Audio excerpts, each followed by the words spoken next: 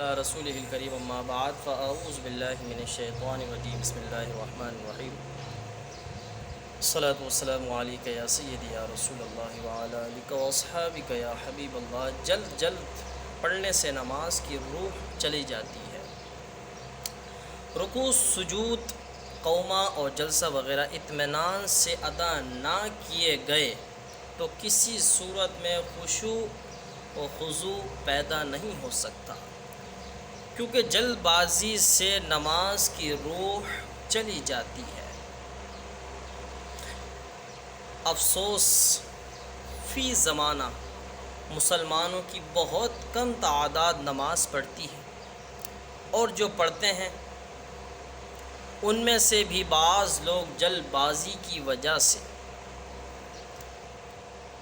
بارہا اپنی نمازیں ہی برباد کر بیٹھتے ہیں۔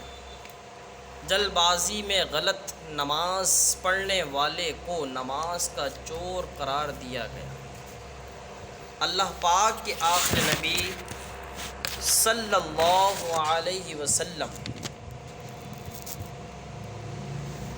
کا فرمان عالی شان ہے، لوگوں میں سب سے بدتر چور وہ ہے جو اپنی نماز میں چوری کرتا ہے۔ صحابہ اکرام علیہم رضوان نے عرض کیا، یا رسول اللہ صلی اللہ علیہ وسلم، کوئی شخص اپنی نماز میں کس طرح چوری کر سکتا ہے؟ تو آپ صلی اللہ علیہ وسلم نے ارشاد فرمایا، وہ اس کے رکوع سجود پورے نہیں کرتا، یا ارشاد فرمایا وہ رکوع سجود میں اپنی پیٹھ سیدھی نہیں کرتا۔ کیا فرمایا؟ وہ نماز کا چور ہے۔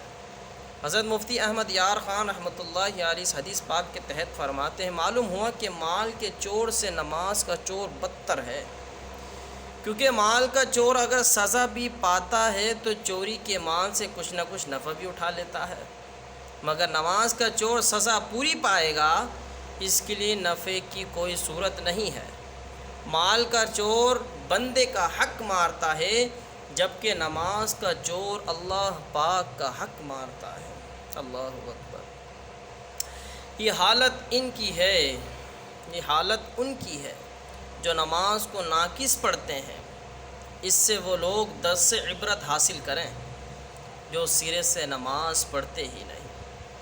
اللہ عز و جل مجھ کو اور آپ کو نماز صحیح طریقے سے پڑھنے کی توفیق عطا فرمائے۔ حضرت سیدنا حذیفہ بن یمان رضی اللہ عنہ نے ایک شخص کو دیکھا جو نماز پڑھتے ہوئے رکوع سجود پورے ادا نہیں کرتا تھا۔ اس سے فرمایا، تم نے نماز پڑھی، اور اگر تم اسی حالت میں انتقال کر جاؤ تو حضرت سیدنا محمد مصطفیٰ صلی اللہ علیہ وسلم کے طریقے پر تمہاری موت واقع نہیں ہوگی۔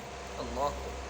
نسائی شریف کی روایت میں یہ بھی ہے کہ آپ رضی اللہ عنہ نے پوچھا، تم کب سے اس طرح نماز پڑھ رہے ہو؟ اس نے کہا، 40 سال سے۔ کتنے سال سے پیارے اسلامی بھائیوں؟ 40 سال سے وہ نماز پڑھ رہا تھا۔ تو آپ نے اس سے ارشاد فرمایا، تم نے 40 سال سے نماز ہی نہیں پڑھی۔ اللہ اکبر۔ اور اگر اس حالت میں تمہیں موت آ گئی تو دین محمدی صلی اللہ علیہ وسلم پر نہیں مرو گے۔ اللہ اکبر، اللہ اکبر۔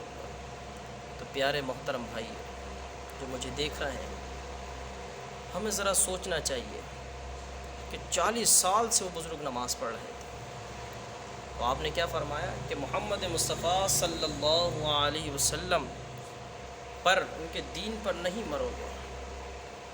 اور جو نماز پڑھتے ہی نہیں، ان کو ذرا سوچنا چاہیے